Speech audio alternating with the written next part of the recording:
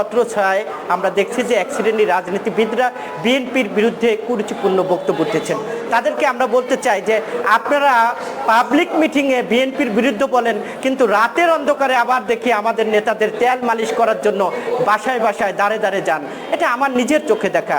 দুঃখ হয়, কষ্ট হয় যে যাদেরকে লালিত করেছে বিএনপি, যাদের ছায়া দিয়েছে বিএনপি, যাদের বেগম খালেদা জিয়ার আঁচলের নিচে থেকে যারা আজকে বাংলাদেশে বড় বড় কথা বলছেন, তাদেরকে আমি স্মরণ করে দিতে চাই যে পাবলিক মিটিংয়ে আমাদের বিএনপির বিরুদ্ধে বলবেন, আমার নেতার বিরুদ্ধে বলবেন, এবং রাতের অন্ধকারে আবার আমার বিএনপির নেতাদের বাড়ি বাড়ি যাবেন, দাঁড়ে দাঁড়ে যাবেন। এটাও জাতি জানতে চায় যে তাদের আসলে মূল চিন্তাটা কি, রাজনীতি নাকি ভোগ বিলাসের, নাকি তারা ভোগ করতে যাচ্ছেন। দেশনায়ক তারেক রহমান, দেশনেত্রী বেগম খালেদা জিয়া কখনো ভোগের রাজনীতি করেন না, ত্যাগের রাজনীতি করেন, যার প্রমাণ বাংলাদেশের মানুষ বুঝতে পারছে যে দেশনেত্রী বেগম খালেদা জিয়া শেষ হাসি হেসেছেন এবং দেশনায়ক তারেক রহমান শেষ হাসি হাসছেন এবং হাসবেন। আগামী দিনে ইনশাল্লাহ বিএনপি রাষ্ট্র ক্ষমতায় যাবে, এটা কোনো সন্দেহ নাই।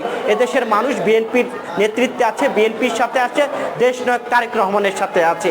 কাজে আমি ওই রাজনীতিবিদদের বলতে চাই, কথাবার্তা একটু মেপে ঝুপে বলা উচিত বলে আমরা মনে করি।